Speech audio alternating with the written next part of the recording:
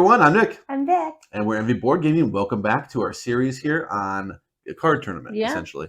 It's been about 7 months. So we really slack on this series horribly. So this is round 2. We're just starting round 2. However, we're going to do a whole half of a bracket. So we're doing 4 matchups, unlike what we usually do 2 matchups, just to catch up a little bit. This series has been going on about a year, and it's been 7 months since our last one. Yeah, sorry.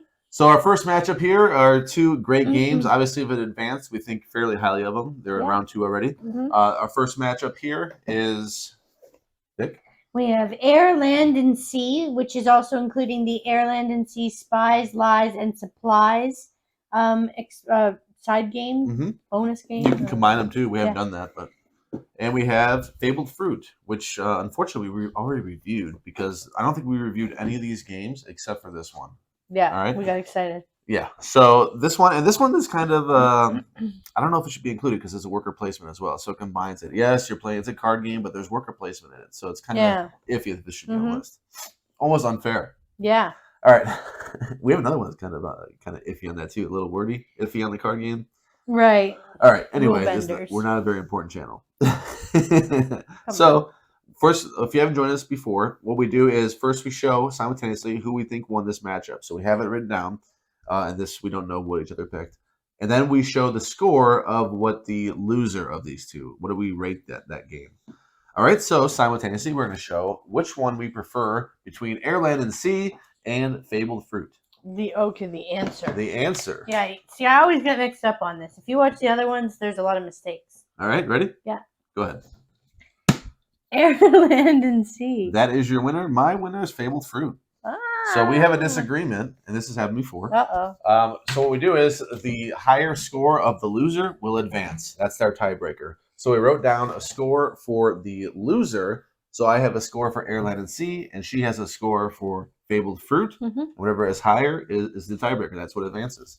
So my score for Air, Land, and Sea is an 8-3. I think it's awesome. It's a great game. 8-8 for Fabled Fruit. Wow, so they're both very awesome. So Fabled Fruit is actually going to advance by virtue of that. Yeah. So Fabled Fruit, we're not going to talk about. I like it. Almost. You had to tell me my brain was on the path of talking about Fabled Fruit. So Fabled Fruit scored very high. It advances.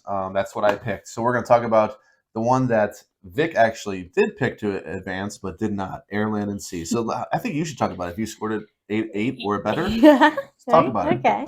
Well, I won 2 shutout victories. Did you lose? No, I'm just kidding. Yeah, I did one. So we're tied. Yeah, we've played this game 4 times and we both won twice. Yeah. No, I was just joking around though. But this is a lot of fun. A face-off between Nick and I. Strategy. You got to think about when, like, the order you're going to play your cards. You could be tricky. You could put a card out face down, and secretly you're going to face that thing up eventually, or you're going to move their card and flip it. And yeah, it's fun. Or even decide to surrender.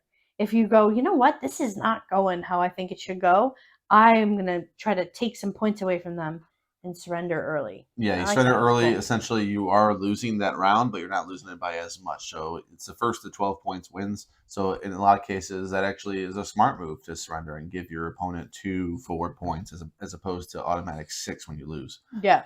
So yeah, it does allow for a lot of clever play. I scored it high too at 8-3. I was torn between the 2 games a little bit. And I'm going to face that challenge in a couple of these matchups here. So there's going to be some games that I really like that are not going to advance. This was one that could very well advance versus other games for sure on this list. I like it a lot. It does a lot with a little, like Inish, like how I love Inish. Oh, yeah. It does a lot with a little. So I recommend this game for sure to anybody looking for a good 2-player game that plays quick, you can travel with, play it anywhere. I like this game a lot. Yeah, good size. Yep. All right, move to the next one. So, yep, we got to erase. Here's your eraser. And we're writing, so the next matchup is going to be Vault Wars and Point Salad. So we are writing down which one we prefer between the 2. We've already written down our numbers for the loser, so now we're just making sure we do. The winner. Yes. Not the loser. So whatever we didn't score is what we write here.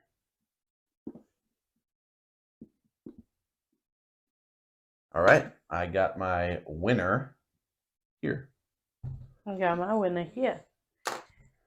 Ready? Yep. I think we disagree. Vault Wars. Oh, we agree. Vault Wars. Yay! And I think, and let's show the games. We usually show them. This might be because we've played Point Salad enough to where it's like, okay. Kind of, yeah. Yeah. So that's the only reason, pretty much. I think if this were brand new, it's a clean game. Yeah, and I like recommend it. So.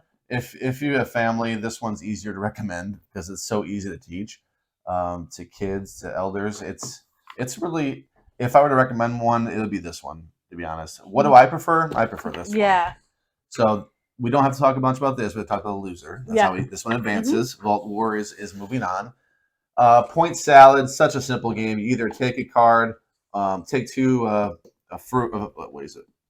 Yeah, fruit vegetables. Or a vegetable. Yeah, you take two of those, or you take a point card. Vegetable, yeah, there's no fruit. Pretty much that's it. You just do that until the deck runs out, and then you get the point cards, and whoever has the most points by virtue of those point cards in your sets is the winner. You just play. I mean, it's that simple. There is a fruit. It's a tomato. Yes. That's why I thought you were correcting it. Yeah. Yeah. So it's vegetables. I just thought about it now. Anyways, doesn't matter. You're making a salad. We have a lot of fun playing this with Nick's family, my family. They caught on quick. Yeah. It does play differently, and it is interesting that you got to choose the way you score. Like, you don't just score by default of having a set. That doesn't mean anything until you get something to score. Yeah, I'm pretty good at this game. I win a lot, so I get like for that, I guess. I don't know, but it's 2 to 6 players, so it does play in a lot of situations. And we don't play it at 2. We never have. No. So. What's your score on it? So the score on the loser Point Salad. What do you got? 8. 8-1. So we're on target. We're thinking the same thing. I scored high because of how versatile it is. Right. Same. Yeah. There we go. That is 2 down. We're gonna cut it right here because we have 2 more to go. So we're gonna write new. What was that? I don't know, the cutting symbol. Yeah, I'm still talking. Sorry. that is usually our cutting symbol. I'm sorry. I don't know. No. You said cut, and my brain just cut. So we're going to write down our 2 new winners. Well, actually, we're going to write down 1 winner, and we're going to write down our 2 losing on these things. So we're going to do the same process over again. All right? Yeah. Now this. All right, we're back with the matchup of Arboretum versus Hanami Koji. Hanami Koji may have a little unfair advantage. We backed the Kickstarter with expansions. We'll see if that plays into it. We have Geisha's Road. We have a bunch of expansions actually off screen here. Yeah, it looks pretty awesome. So it does have an advantage in that we have more content for it, whereas we just have the base game for Arboretum. So let's just see if that plays a factor or not. Winners, Hanami Koji or Arboretum? Hanami Koji. Hanami Koji. Yeah. Hanami Koji wins. All right, so that means we're going to talk about Arboretum, and we're going to give our scores. So let's give our scores for Arboretum. Which one is it? There it is. 7-8. Ooh, 8-5. Oh. I like it a lot. So I'll talk about it. So gameplay, really simple. There is a little trickiness to it, but as far as the rules, it's simple. You're going to play, you're going to draw 2 cards to start your turn. You can draw it from the deck, or you can draw it from either discard, you or your opponent's discards.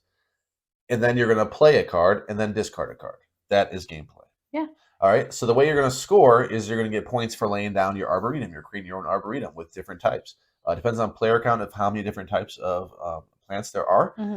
So in the 2-player game, which we play, it is 6. We have 6 different types. You're trying to get the longest run while you're making sure you have cards in your hand of that plant as well. Yeah. Because if you do not have the majority in your hand, a higher number than your opponent, you will not score for your trail.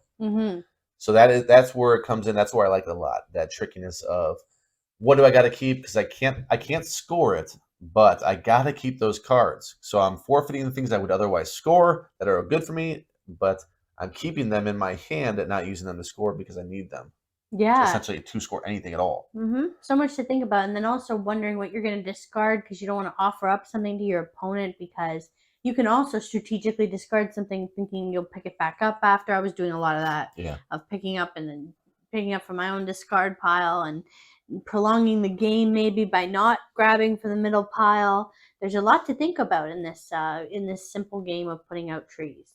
I was thinking of how tricky Air, Land, and Sea is, and I equate that the same way with Arboretum. It's a tricky game. It can be really tricky. You can sit there and be in your thoughts for a little bit of what you want to do. It's very, I don't know.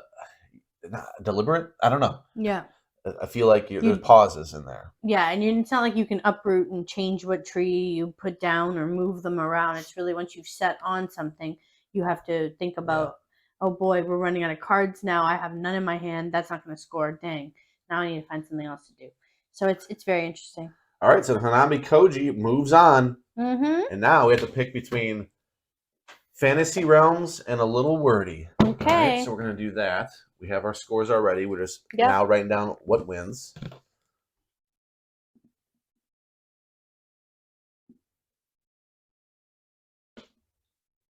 Okay. Got mine. Got mine. And the winner of Fantasy Realms and a little wordy. All right, very different games. Very different, but straight out, they are card games. I would say Fantasy Realms is for sure more of a straight card game than Little Wordy is. Right. Because there's tiles in that too. All right, winner. Fantasy Realms? Fantasy Realms. Yeah, that was easy for me. This was the only easy one in this block. Right, it was. The other ones really hurt me. All right, so what are we scoring? A little wordy. A little wordy. Sorry about the noise there. 7-1 for me. 7-3. We are pretty close here. Yeah, now, it advanced this far because we were in the mood to play it when we scored it. Yeah, we were a little high on it, I'd say. We were just, I don't know, it was just like, what do we prefer to play at that moment in time? Did we prefer to play, I think it was Fox in the Forest or Little Wordy? And we both agreed, like, at this moment in time, for whatever reason, a Little Wordy. I'm like, this is a huge upset because I think objectively, Fox in the Forest is the better card game. It is, yeah. It was crazy. So it got a little bit of an upset for both of us just in that perfect time where it got that. So 7-3, 7-1, I think that's rightfully where it's at. It's not a bad game by any means. It's just not a true card game. It doesn't really fit the category it needs to go. Fantasy Realms is the better card game, and that's not even that close. I so agree, yeah. A little wordy, though, shifting to it. We have a playthrough. We do. We do a playthrough, so we don't have to talk about too much. You can actually, if you want to see how this plays, and it's by the makers of Exploding Kittens, but it's not that raunchy or anything like that. It's not bad for a game by Exploding Kittens. The makers of that. It's a heads up 2-player word game. You know, I love them word games. Nick and I do play them. We like the opportunity to play games like that. So we had a lot of fun with Little Wordy. Not so long ago, 7 months or more ago. I'm not ready to get rid of it. I think it has its place as a 2-player game. So it stays in the collection for now, and it's not a bad game. It's just not as good as Fantasy Realms, which moves on. Yeah. So we move on. We are done recording. We just have what we have: Fabled Fruit, moved on. Hanami Koji, Vault Wars, and Fantasy Realms are our 4. So here is our updated bracket. We'll do the next time. Who knows when the next time is going to be? We'll try to stay on it, but we say that every time. So we're going to do the second half of the other side of this bracket, and then we'll do one final episode where we're just going to melt everything down to the finals. Melt it all. Ooh. Yeah, that's what can happen. All right. I'm excited for the melting. Be sure to check it out. Check out our other videos for great reviews, playthroughs, overviews, all kinds of stuff. Top 10s. Melting. And yeah, melting. Hope that you enjoyed it. If you did, please click the like, thumbs up, and we'll see you next time. Adios. Bye.